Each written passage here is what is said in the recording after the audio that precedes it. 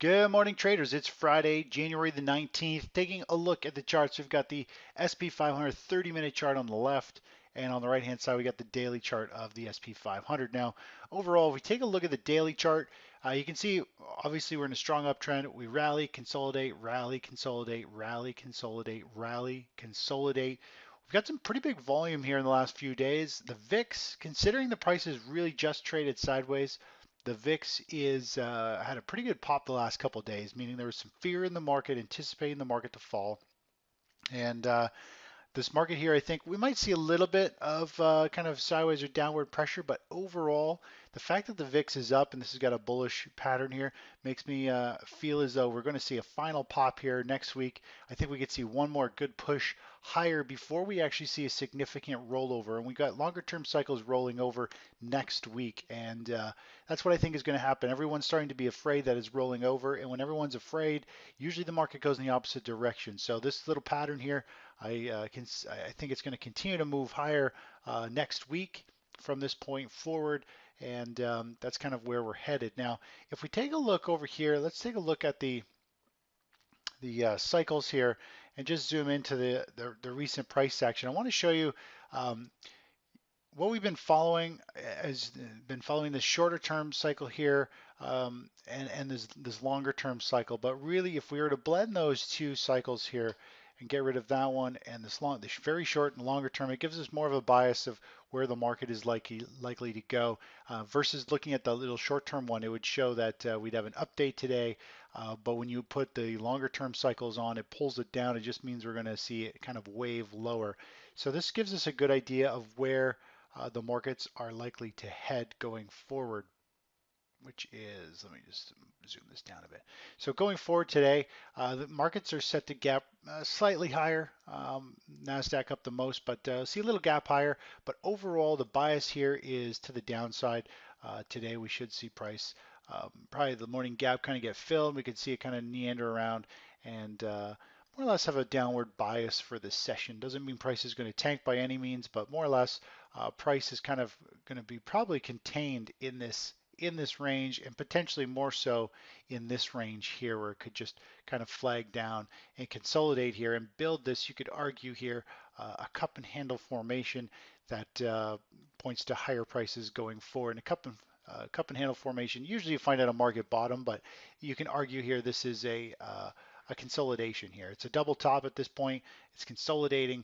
There's a lot of ways you can look at the same patterns, but overall, the bias is to the upside. But I think we're going to continue to see it flag here a little bit more until we do get a cycle low, and then I think we could see things start to head higher going forward next week. So today, pretty neutral.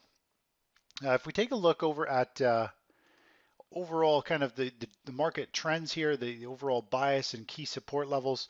We've got our 34-day moving average, our 20-day moving average is green one, this 5-day, which is the light blue here.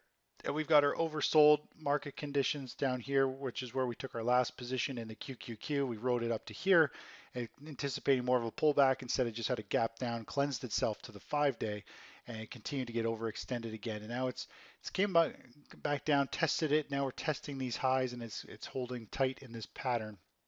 We're still above the 5-day. This is the range it's going to probably trade in over the next session or so, and then we could very easily see the market continue to go higher throughout most of next week.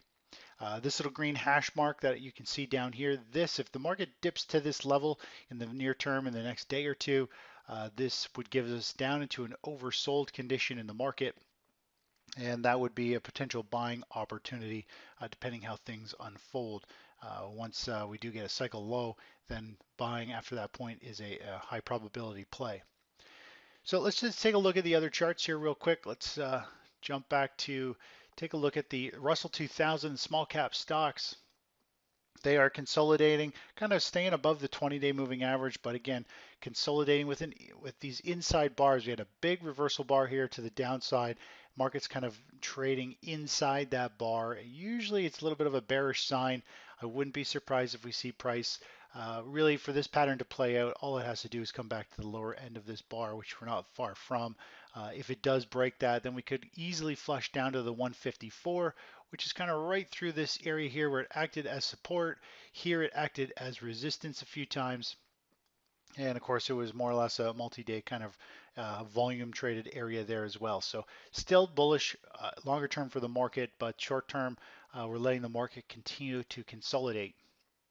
Looking over at gold, silver real quick. Gold and silver trading up today.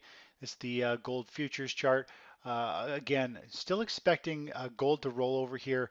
We could see a little bounce, but overall it's uh, anticipating it to kind of roll over the next week and a half, 2 weeks here, or at least trade sideways and really kind of lose most of its upward momentum. Silver, same type of thing. It's got a little bit uglier of a chart short term. It's consolidating here, and if we look at gold miners have rolled over pretty heavy. There's a gap here, gap window. Usually gaps get filled, so I wouldn't be surprised if we see the gold miners come down and fill this gap or continue to consolidate for a while. Eventually fill that gap until the 20-day moving average comes up, until the cycles kind of bottom out. Then I think we could see it continue to go higher. But overall, gold miners have had a nice run up. Um, and now we're kind of in this area here where we could easily see this consolidate through here as this 20-day average moves up, and this could chop around and build a launch pad for the next leg higher going forward. Looking at crude oil, down 1.2% this morning, starting to roll over from this little bit of a topping formation that we've been seeing formed. We talked about it yesterday's video. It did penetrate this previous pivot low here. It's bounced back above it, so there are some bargain hunters buying on the dip. It is in a strong bull trend, bull market here. So at this point, these dips are getting bought. The question is, where is it going to close on the week? And more so, where is it going to close on the month? Is it going to close below this $62 per barrel mark on a monthly close? If it does, it may be a great shorting opportunity to 57 and potentially even a lot lower from there, depending how things unfold. Last but not least, taking a look at the UUP ETF. This is the US dollar, and more or less it's showing signs that it's trying to put in a bottom. If the dollar does bounce, commodities are going to be under pressure, which is what our cycle analysis is pointing to, and short-term price action is a little bit of instability in commodities, and I think that has to do with the dollar getting ready for potentially a bounce, and then that'll put weakness in the commodities for a couple days. But overall, that's the overall analysis for this morning, and I'll talk to you in a little bit. Bye-bye.